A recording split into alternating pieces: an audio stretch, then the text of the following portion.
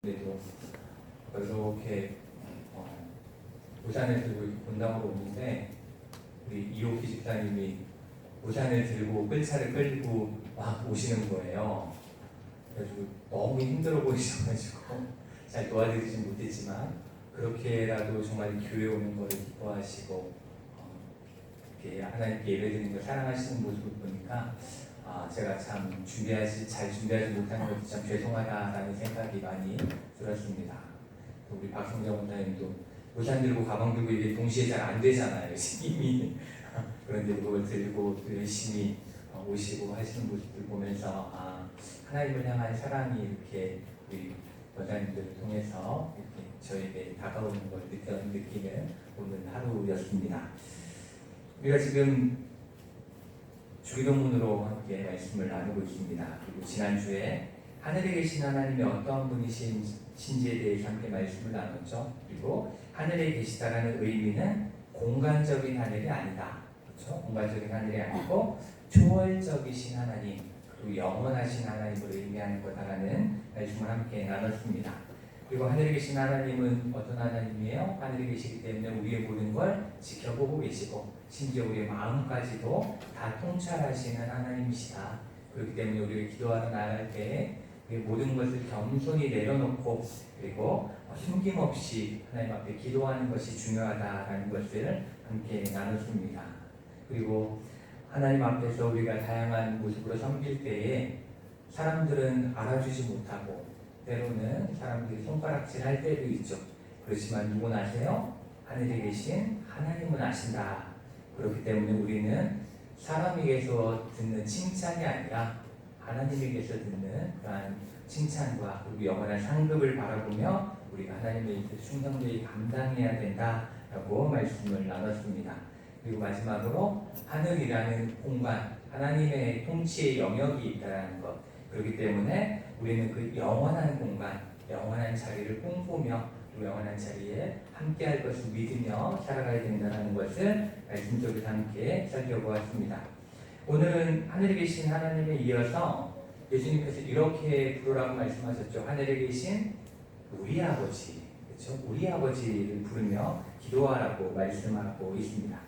그런데 오늘 말씀 속에서 우리가 좀 의아하게 생각할 수 있는 건 무엇이냐면 내가 기도하는 거잖아요. 그렇죠? 다 내가 기도하는 거예요. 그런데 내 아버지 이렇게 기도하라고 하지 않으셨습니다.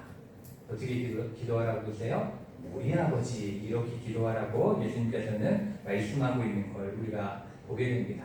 그렇다면 왜 예수님께서는 기도하는 건 나인데 내가 기도하는 건데 왜 우리 아버지라고 부르라고 했을까? 우리 아버지로 부르며 기도하라고 하셨을까에 대해서 한번 생각을 해볼 필요가 있습니다.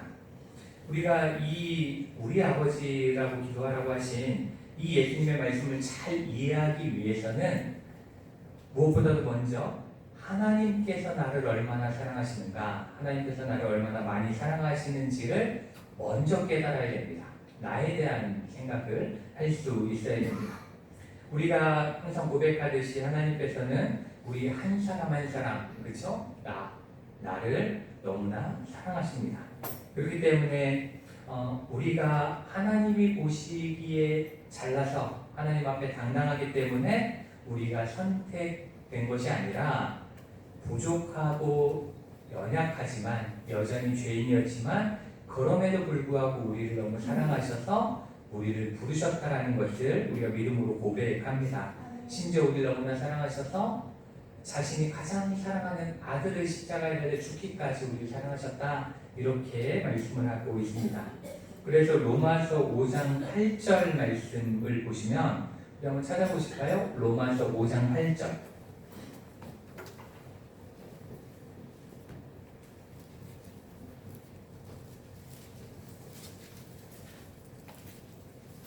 로마서 5장 8절 말씀.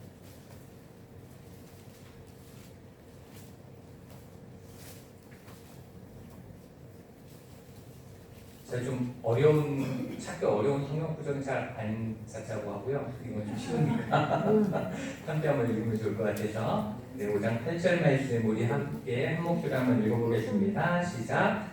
우리가 아직 죄인 되었을 때에 그리스도께서 우리를 위하여 죽으심으로 하나님께서 우리에 대한 자기의 사랑을 확증하셨느니라.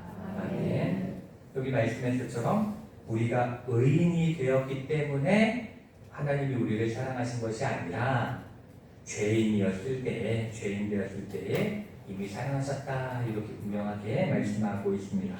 이 8절을 우리에다가 나를 넣어서 한번 읽어보도록 하겠습니다. 나를 넣어서 한번 5장 8절 함께 읽어보겠습니다. 시작. 내가 아직 죄인이었을 때에 그리스도께서 나를 위하여 죽으심으로 하나님께서 나에 대한 자기의 사랑을 확증하셨느니라. 아멘. 내가 죄인이었을 때 나를 사랑하셔서 그 사랑을 확증하셨다, 분명하게 말씀하고 있습니다. 이렇게 저와 여러분은 하나님의 놀라운 사랑을 받은 한 사람입니다. 그렇죠? 그렇기 때문에 우리는 기도할 때에 내 아버지께 기도합니다. 그렇죠? 내 아버지께 기도하는 거예요. 그렇다면 옆에 한번 보세요. 옆에 한번 보시면 옆에 앉아있는 우리 성도님들은 어떻습니까? 나는 하나님께 사랑을 받았고 내 옆에 앉아 계신 분은 사랑받지 못하고 있는가? 한번 생각해 보세요. 나는 사랑받았어. 그렇기 때문에 난 내 아버지라고 부를 수 있어. 근데 옆에 계신 분은 안 돼. 이렇게 할 수 있겠는가? 그리고 우리가 생각해 보면 그렇지 않은 거죠. 그렇죠? 나도 주의 자녀가 선택을 받았기 때문에 지금 이 자리에 있는 거고, 옆에 있는 분도 주의 자녀로 선택을 받았기 때문에 이 자리에 있다라는 것입니다. 그렇기 때문에 예수님께서는 우리가 우리 아버지라고 기도할 때마다 그걸 기억하라는 거예요. 나뿐만 아니라 내 옆에 있는 형제 자매들도 모두 다 하나님께서 선택하셨고 하나님께서 부르셨고 하나님께서 구원하신 그러한 사람이다라는 겁니다. 그리고 그 옆에 있는 분들을 죽기까지 사랑하신다라는 것을 기억하라고 말씀하고 있는 것입니다. 이렇게 하나님이 선택하셨고 하나님이 사랑하시는 사람인데 우리가 어떻게 그 사람을 미워할 수가 있겠습니까? 그렇죠? 어떻게 우리가 그 사람과 나누어질 수 있겠습니까? 이렇게 우리가 우리 아버지를 부르며 기도하고 지금 함께 있는 모든 우리가 하나님이 선택하셔서 이 자리에 앉아있음을 인정한다면, 그것을 인정한다면 우리는 서로를 위해서 축복할 수 있습니다. 서로를 위해서 희생할 수도 있습니다. 그렇지만 나와 조금 생각이 다르다고, 나와 성격이 다르다고, 나와 의견이 다르다고 미워할 수는 없는 겁니다. 우리가 다 같이 모여가지고 우리가 막 모여가지고 우리가 이렇게 모여있으니 하나님 우리에게 와주세요, 이렇게 초대한 게 아니에요. 그렇죠? 우리가 모인 다음에 하나님을 초대한 게 아닙니다. 그것이 아니라 하나님이 우리를 이 자리에 함께 모이라고 선택하셨고 초대하셨기 때문에 지금 여러분이 이 자리에 앉아있다는 걸 분명히 기억해야 된다는 것입니다. 그럴 때에만 우리는 우리 아버지를 함께 부르며 서로 사랑으로 하나 되고 합력하여 선을 이루고 우리 아버지께 함께 기도할 수 있다는 걸 우리는 꼭 기억을 해야 합니다. 또한 우리 아버지를 부르며 기도한다는 것은 어찌 보면 믿는 우리뿐 아니라 믿지 않는 사람들에 대해서도 열린 마음을 갖게 하고 따뜻한 마음을 갖게 합니다.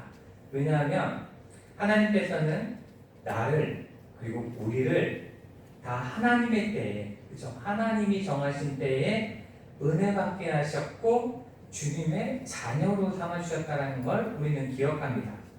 그렇기 때문에 믿지 않는 내 주변의 이웃들, 내 옆집에 있는 분들, 내가 아는 분들, 믿지 않는 사람들이라 할지라도 하나님이 언제 부르실지 모르는 그러한 사람들인 거예요.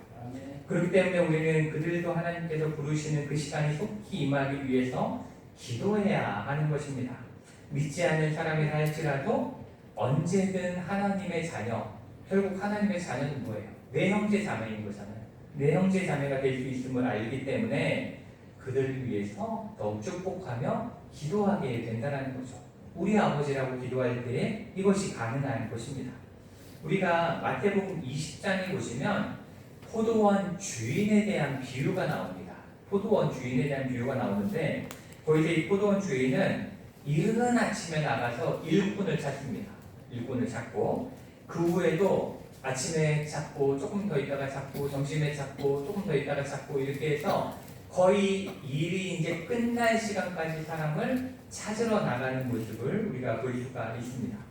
이 주인과 같이 이 비유 속의 주인과 같이 하나님도 어떻게든 한 사람이라도 더 구원해서 하나님 나라의 잔치에 참여하게 하고 하나님의 구원을 얻게 하려고 노력하시는 분이시지 누군가를 미워해서 저거는 지옥불에 던져야 되겠어 이렇게 생각하시는 분이 절대로 아니다라는 겁니다. 그걸 우리는 꼭 기억해야 합니다. 그렇기 때문에 우리는 우리 아버지 이렇게 부르면서 기도할 때마다 무엇보다 먼저 나를 택하시고 사랑하신 하나님의 그 사랑과 은혜에 감사하고 그리고 내 옆에 앉아있는 형제 자매들 또한 하나님께서 부르셨고 사랑으로 자녀 삼아주신 존재라는 것을 기억하며 더욱 뜨겁게 서로 사랑하는 그러한 우리가 되기를 결단하는 저와 여러분이 되어야겠습니다.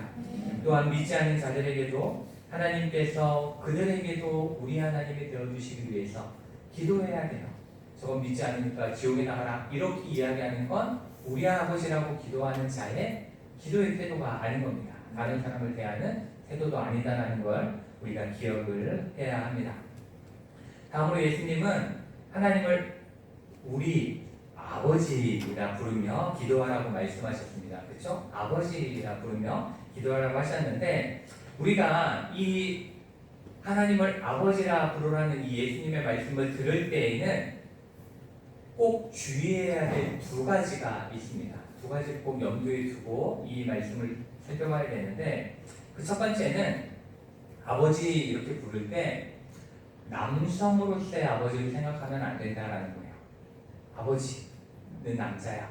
이렇게 생각하고 하나님을 예전에 저도 그랬던 것 같아요. 아버지, 하나님 아버지 그러면은 백발에 김기현이나 약간 산신령 같은 분을 이렇게 떠올렸던 기억이 있어요. 그런 분들 이렇게 보고 여러분도 보시면 약간 그 하나님에 대한 이미지를 한번 떠올려 보세요. 그러면은 그 이렇게 이미지로 보여주는 장면들을 봐도 그렇고 되게 완전 흰 옷을 입은 그렇죠? 흰 옷을 입은 흰 머리에 백인보다 더 하얀 남자를 떠올리시게 될 겁니다. 그렇지만 그건 잘못된 거예요. 그건 잘못된 겁니다. 이 요즘 언론에 가장 많이 등장하는 사이비가 뭐죠? 통일교죠. 통일교가 굉장히 많이 나오고 있는데 참 아버지는 이미 돌아가셨어요. 그렇죠? 문성경 씨는 돌아가셨고 그러니까 바로 한학자, 그 부인이죠. 한학자라는 분이 참 어머니다. 하나님의 아버지도 계신데 어찌 어머니가 계시지 않을 수 있겠는가. 남자와 여자로 창조하신 것은 하나님의 형상을 닮아 남자 하나님, 여자 하나님을 이렇게 나눠서 창조하시면서 이런 식으로 강조해가지고 이 통일교를 이끌고 있는 것을 우리가 보게 되고 또 요즘 가장 신천지만큼 위협이 되는 그러한 이단이 뭐냐면 하나님의 교회죠. 그렇죠? 하나님의 교회. 예전에는 하나님의 교회 안상홍 증인회였어요. 근데 지금은 그냥 하나님의 교회라고 많이 부르곤 합니다. 그 이유는 안상홍이라는 재림예수라 자칭 칭하는 이 안상홍이라는 사람은 85년에 이미 죽었어요. 근데 그 하나님의 교회에서는 중국 여행 갔다가 여행이 길어져갖고 안 왔다라고 이야기한다고 하지만 어쨌든 안상홍은 죽었기 때문에 대신에 그 아니 장길자, 그죠? 장길자가 지금 그 하나님의 교회를 거의 이끌다시피 하고 있는 교주로 활동을 하고 있는데 거기서도 주장하는 게 똑같습니다. 거기서도 주장하는 게 하나님 아버지가 계시면 어머니도 계셔야 된다. 이러한 억지 논리를 가지고 이렇게 주장을 하는 거예요. 그리고 그게 먹히는 이유는 사람들에게 먹히는 이유는 우리가 그런 식의 하나님에 대한 이미지를 갖고 있기 때문에 가능한 거예요. 우리가 하나님을 아버지를 떠올리면 남성적인 이미지를 많이 떠올리기 때문에 엄마도 있을 수도 있겠네 이렇게 떠올릴 수밖에 없는 겁니다. 그러한 문제 때문에 이단의 통일교나 하나님의 교회에 빠지게 될 수 있다는 거예요. 그렇기 때문에 이런 것들 굉장히 주의하셔야 되고 그리고 두 번째로 좀 주의하셔야 되는 건 뭐냐면 아버지 이런 것에 대해서 우리가 이야기하고 하나님 아버지 이렇게 기도하면 이 나의 육신의 아버지를 하나님 아버지와 굉장히 이렇게 투영시켜서 보는 경우가 굉장히 많이 있습니다. 내 아버지의 모습 속에서 하나님의 모습을 약간 찾으려 하는 그러한 부분들이 좀 있어요. 그러다 보니까 그 내 아버지에 대한 이미지 때문에 하나님에 대한 이미지가 달라지는 경우들이 많이 있습니다. 어떤 분은 이렇게 저에게 이런 이야기를 하신 적이 있습니다. 이 아버지 하면 너무 싫대요. 매일 술 먹고 어머니가 자신을 맨날 와갖고 폭행하고 이래가지고 아버지 하면 무서운 아버지, 폭력적인 아버지, 집안은 돌보지 않고 맨날 어머니를 때리던 아버지, 이것만 생각나는 거예요. 그렇기 때문에 아버지라는 말을 듣는 게 너무 싫다는 거예요. 그래서 교회 오니까 맨날 아버지 얘기를 하는 거예요. 그러니까 교회 올 때마다 하나님을 믿고 싶어도 아버지 얘기를 들을 때마다 믿음이 떨어진다는 거예요. 안 믿어진다는 거죠. 그런 아버지라면 굳이 없는 게 나아. 그러니까 그게 너무 힘들다라고 고백한 분이 계십니다. 또 어떤 분은 아버지 하면 어려서부터 자신이 말하면 안 들어준 게 없어. 무조건 누우면 다 들어줘. 그런 아버지를 이렇게 아버지가 있던 분들이 있습니다. 그러면은 그런 분들은 하나님 앞에 기도해요. 근데 육신의 아버지처럼 잘 안 들어줘. 기도하면 바로바로 응답이 와야 되는데 안 들어줘. 그러니까 어떤 생각이 들어요? 진짜 아버지라면 빨빨 들어줘야지. 내가 말하면 바로바로 나와야지. 왜 그런가? 이런 식으로 해서 이제 믿음이 또 안 생기는 그러한 경우도 진짜로 있습니다. 또 제가 아는 청년이 하나 있는데 미국에서 이제 제가 같이 있던 청년인데 이 청년은 목요일인가가 되면은 항상 딴 교회에 가서 예배를 드리고 오는 거예요. 딴 교회에 가서 꼭꼭 그 예배에 참여하고 무슨 일이 있어서 그 예배를 드리길래 제가 물어봤어요. 우리 교회 목사님도 설교가 좋은데 우리 담임 목사님 설교를 들으면 되지 뭘 그렇게 멀리 가서 그 설교를 듣고 오려고 그러냐, 꼭 거기 가야 되냐 이렇게 물어봤더니 그 청년이 하는 얘기가 그 목사님 설교는 시작부터 끝까지 혼내기만 한답니다. 막 혼낸대요. 일주일 동안 그냥 똑바로 못 살았다고 막 혼을 낸대요. 근데 자기는 그게 너무 좋대. 왜 그런가 했더니 아버지가 일찍 돌아가신 거예요. 그래가지고 자기는 그 자기를 바른 길로 이끌어주는 걸 혼내주는 아버지가 안 계셨던 거예요. 그렇기 때문에 그 혼내주는 아버지가 필요했던 거예요. 그러니까 설교 때 그렇게 혼내는 걸 듣고 나면은 개운하네요. 뭔가 죄를 용서받은 것 같고 뭔가 좀 내가 좀 이제는 아버지한테 혼나고 바른 길로 갈 수 있을 것 같다라는 그런 생각이 든다라는 거예요. 그렇기 때문에 계속 거기 따라간다라고 이야기한 적이 있습니다. 이렇게 하나님 아버지를 우리가 부를 때, 우리 아버지라고 부르며 기도할 때 이 육신의 아버지를 너무 투영해서 보게 되면 그걸 생각하면 하나님에 대해서 이렇게 삐뚤어진 이미지들이 우리 안에 생기게 되는 겁니다.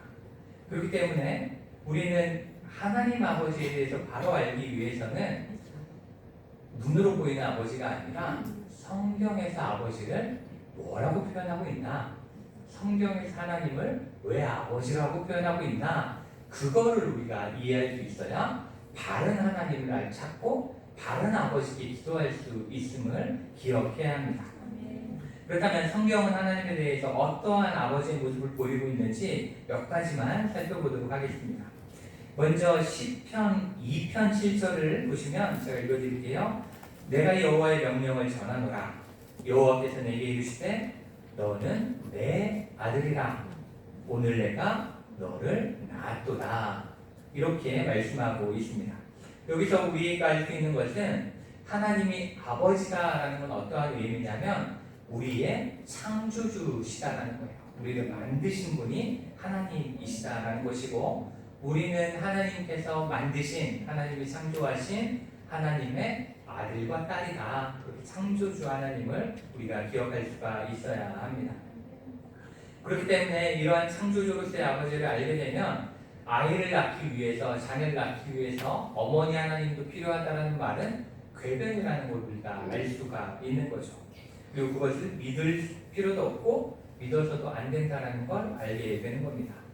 그렇기 때문에 우리는 이 말씀을 통해서 비록 우리 육신의 아버지로부터 나왔죠. 그렇죠? 육신의 부모님으로부터 나왔지만 그렇기 때문에 당연히 우리 부모님께 감사하고 효도하는 것이 당연한 것이지만 그것이 가능하게 한, 그러한 것이 가능하게 한 하나님 아버지께 언제나 감사할 수 있어야 하는 것입니다.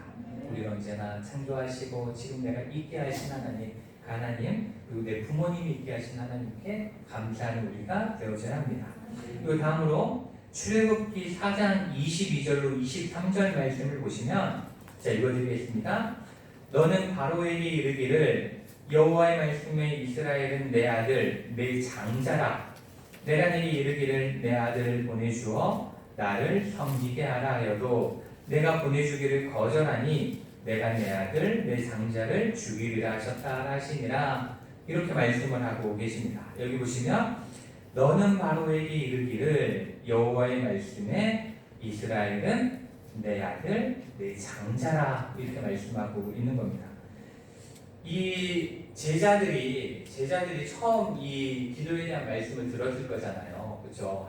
예수님으로부터 이 주기도문을 내 말씀을 처음 배웠을 텐데, 제자들은 하늘에 계신 우리 아버지 이렇게 기도라고 하셨을 때에 이 출애굽기 4장 말씀을 가장 먼저 기억했을 거예요. 이 가장 그 자녀로서의 그 아버지와 아들로서의 관계를 잘 설명해 놓은 구절이기 때문에 이 말씀을 생각했을 것인데, 우리가 이 출애굽기 4장의 말씀을 통해서 깨닫게 되는 것은 어떠한 의미냐면, 이 하나님이 아버지 되신다라는 것은 이제 우리로 하여금 더 이상 죄로 가득한 애국과 같은 세상에 속한 자가 아니라 하나님께서 예비하고 계획하신 가나안 땅, 지금의 우리에게는 하나님 나라를 소유하는 하나님의 자녀, 하나님의 백성으로 삼으시겠다, 이러한 약속을 의미하는 것입니다. 하나님의 자녀이기 때문에 애국으로부터 구원하겠다, 이 세상으로부터 구원하겠다, 이게 이제 아버지 되신다라는 의미예요. 그렇기 때문에 우리가 하나님 안에서 우리 아버지라고 기도할 때에는 하나님께서 우리를 죄로부터 자유케 해주실 줄 믿습니다. 그런 아버지심을 믿습니다. 이러한 의미로 기도하는 거죠. 또한 우리가 이 하나님을 아버지라고 부르라 하신 말씀을 잘 이해하기 위해서는 예수님이 말씀하신 비유 한 가지를 생각해 볼 수 있어야 됩니다. 그 비유는 우리가 너무나 잘 아는 비유예요. 탕자의 비유 들어보셨죠? 탕자의 비유. 누가복음 15장에 나오는 잃어버린 아들에 관한 비유를 우리가 살펴볼 필요가 있습니다. 이 탕자의 비유, 이 말씀 속 아버지는 그 당시에 유대인들이 생각하던, 유대인들의 관념 속에 있던 아버지와는 아주 다른 존재가 등장하는 겁니다. 아주 다른 아버지가 여기에 등장해요. 이 비유 속에서 아들은 어떻게 하냐면 건강하게 살아계신 아버지에게 가서 뭘 요구해요? 유산을 요구하죠. 그렇죠? 유산을 요구합니다. 근데 그 시절에 유산을 받는다는 건 어떠한 경우에만 가능했냐? 딱 한 가지 경우죠. 아버지가 돌아가셨을 때, 그때에만 유산 상속이 가능했습니다. 그렇기 때문에 이 아들의 요구는 뭐냐면, 아버지, 저는 아버지를 죽은 사람 취급하겠습니다 해요. 아버지와는 절연하겠다라는 것을 의미하는 거죠. 그렇게 이야기하는 거였습니다. 그러면은 아버지는 어떻게 해야 돼요? 너에게 줄 유산 없고 넌 호적에서 파겠어, 이렇게 나와야 정상이잖아요. 근데 그렇게 하지 않고 이 아버지는 그 아들의 요구 그대로 응해줍니다. 근데 그게 응해주면 동네 망신인 거예요. 그렇죠? 동네에서 이런 아들 둔 아버지를 어떻게 좋게 보겠어요? 그렇죠? 이런 자식을 둔 아버지 누가 좋게 보겠어요? 그런데도 아버지는 그것을 그대로 응해줍니다. 그리고 이 아들이 돈을 가지고 가서 잘 살았으면 그래도 괜찮은데 모두 탕진하죠. 모든 걸 다 탕진합니다. 그리고 궁핍하게 되었다, 성경이 그렇게 말씀하고 있습니다. 그래서 그 아들은 어쩔 수 없이 일을 찾게 되는데 그 일은 바로 돼지 치는 일입니다. 돼지를 돌보는 일을 하게 되었는데, 지금이야 돼지 치면은 돈이 많지만 부자들이 하는 거지만 유대인들에게 있어서 돼지는 부정한 동물이에요. 부정한 동물이기 때문에 가까이 해서는 안 됩니다. 그러니까 돼지를 아무도 안 키워요. 그러니까 이방인이 키우는 돼지를 돌봤다라고 부를 수 있는 거죠. 그런데 단지 돼지만 치는 이 일을 얻어서 한 것이 아니라 너무 배고프니까 돼지가 먹는 쥐염 열매를 뺏어 먹었다. 이렇게 말씀에 이야기하고 있습니다. 이렇게 이 아들은 아버지에게는 천하의 몫을 부여자고, 그렇죠? 율법적으로는 매우 부정한 자였습니다. 그런데 이 비참하고 힘든 생활을 지친 아들이 도저히 안 되겠어서 아버지에게 돌아가려고 작정을 합니다. 근데 아들로 돌아가는 건 아버지랑은 절연하겠다고 하고 나왔기 때문에 도저히 아들로 못 들어가겠고, 그래서 종으로라도 좀 써달라고 아버지에게 돌아가기로 결심을 하고 아버지를 향해서 걸어가죠. 근데 성경에 보면 아버지가 어떤 반응을 보이냐면 그 아들이 멀리서 오는 거예요. 여기서 보면은 우리 눈으로 볼 수 있는 가장 먼 곳에서 이렇게 오고 있는데 그 아들을 보자마자 달려갔다, 이렇게 표현하고 있습니다. 성경은 아버지가 아들을 향해서 달려갔다 이렇게 표현하고 있는데 그 당시의 아버지들은 우리 조선시대 남성들처럼 절대로 어떠한 일이 있어도 뛰지 않습니다. 뛰지 않았어요. 왜냐하면 그때의 옷은 지금처럼 바지가 아니죠. 위에 통으로 입는 옷이잖아요. 그러니까 뛰면은 하체가 드러나요. 하체가 드러나기 때문에 그건 부정해지는 것이기 때문에 뛰지 않습니다. 근데 이 아버지는 그건 상관없는 거예요. 사람들이 뭐라고 하든 하나님 보기에 부정하든 안 하든 중요한 게 아니에요. 아들을 향해서 달려가는 거죠. 그리고 또한 그 아들을 만나자마자 목을 안고 입을 맞췄다, 이렇게 성경은 기록하고 있습니다. 예수님이 그렇게 말씀하고 있어요. 그런데 제가 아까 말씀드린 것처럼 그 아들은 지금 어떤 상태예요? 돼지를 쳤기 때문에, 그리고 돼지가 먹던 음식을 뺏어 먹었기 때문에 부정한 존재였죠. 그렇기 때문에 그 부정한 존재는 절대로 경건한 유대인이라면 만져서는 안 돼요. 그럼에도 불구하고 이 아버지는 그 아들을 향해서 달려갔고 안았고 입맞섰습니다. 하지 말라는 건 다 한 거예요. 아들을 위해서. 그렇죠? 아들을 너무 사랑하기 때문에 그 당시에 어떤 아버지도 하지 않았던 일들을 다 행했다라는 것입니다. 아마도 우리가 그 시절을 살았으면 그 시절에 우리는 누구도 그 당시에 살던 유대인들 중에 이런 아버지를 찾지 못했을 겁니다. 예수님의 비유 속에만 등장하는 아버지였지 절대로 그런 아버지는 존재하지 않았습니다. 그러나 예수님은, 하나님은 그런 아버지다, 자녀를 그렇게 사랑하는 아버지다라고 말씀하고 있는 겁니다. 자신의 유익을 위해 살아계신 아버지와 절연하는 아들을 여전히 사랑하는 아버지, 그리고 여전히 기다리는 아버지, 자녀가 잘못된 길을 가더라도 끝까지 참으시는 아버지, 아무리 부정해졌다고 해도 돌아오고 있는 것만 보고 그것만으로도 기뻐서 뛰어가고 끌어안고 입맞추며 사랑해 주시는 그러한 아버지, 다른 이들이 아무리 손가락질한다 할지라도 내 아들이기 때문에 잔치를 벌이시는 그 아버지, 그 아버지가 하나님이라고 지금 소개하고 있는 것입니다. 우리가 하나님을 향해서 우리 아버지 이렇게 부르며 기도할 때에 우리 하나님은 이런 아버지라는 걸 기억하셔야 됩니다. 여러분이 어떤 잘못된 것을 구해도 그것 때문에 화내지 않으세요. 하나님이 어떻게 하면 칭찬하실까 생각하면서 기도할 필요가 없는 거죠. 구하면 다 들으십니다. 그러한 하나님이 우리 아버지시고, 그리고 또한 우리의 마음을 헤아리시는 분이 우리 아버지이십니다. 또한 우리가 죄악 가운데 이 세상 속에 헤맬 때에도 우리가 돌아오기만을 간절히 기다리시는 그 아버지, 그리고 언제든 돌이켜 아버지를 부르면, 아버지를 향해 돌아오면 기쁨으로 달려와 안아주시고 잔치를 열어주시는 그 아버지가 우리가 기도할 때에 부르는 우리 아버지라는 것을 꼭 기억하시길 원합니다. 그렇기 때문에 우리는 언제나 우리 하나님이 이런 아버지라는 걸 기억하며 살아가야 합니다. 여러분이 때로 방황하고 때로 낙심할 때도 있겠죠. 그렇지만 그럴 때 때로는 아버지의 품을 멀리 떠나 있을 수도 있지만, 그런 가운데서도 여러분 마음속에는 이것을 꼭 기억하셔야 돼요. 어떠한 상황 가운데서도 우리 아버지는 내가 부르면 언제든 나에게 응답하시는 분이야. 내가 부르면 나에게 찾아오시는 분이야 라는 것을 기억하시며 어느 때든지 그 아버지만을 붙잡으며 살아가시는 여러분 되시기를 축복합니다. 마지막으로 우리가 기도할 때 부르는 우리 아버지는 아바 아버지라고 표현하고 있습니다.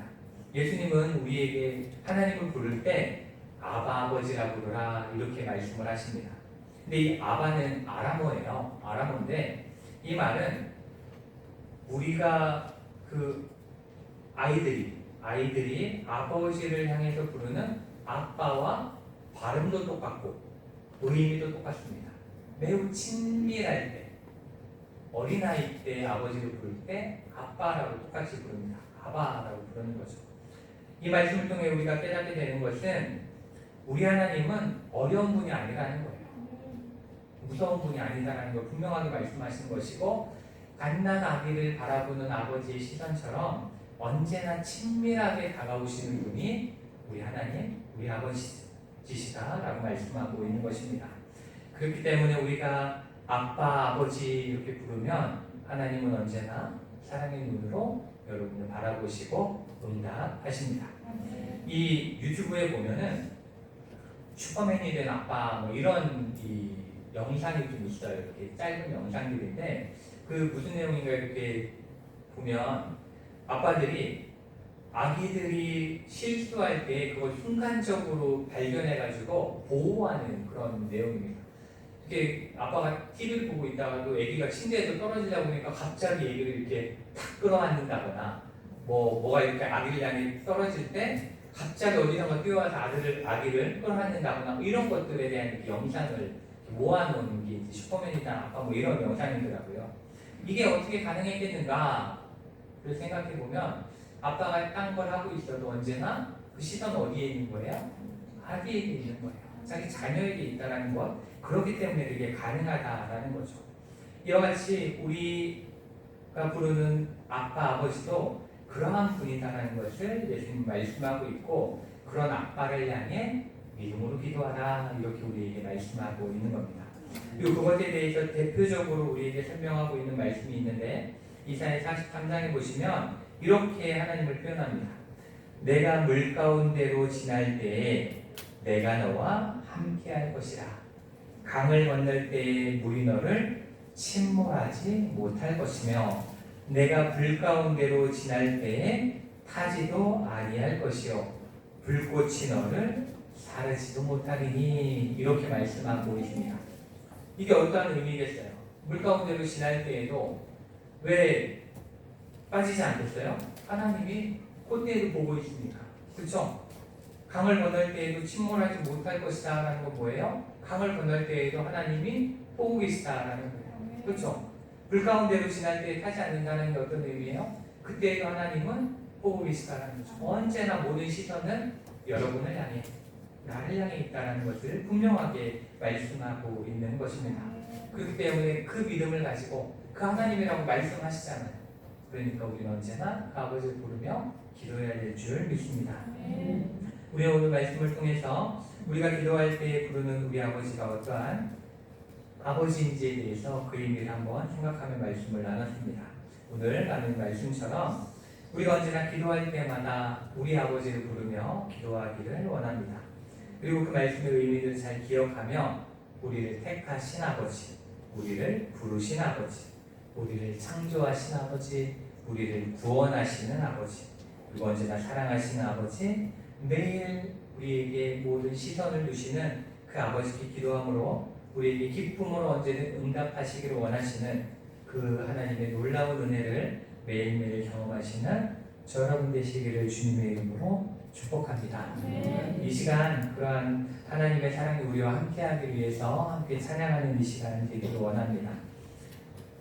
우리 하나님의 사랑이 나에게 그리고 옆에 계신 분들에게 가득하기를 생각하면서 우리 함께 축복하며 찬양하겠습니다.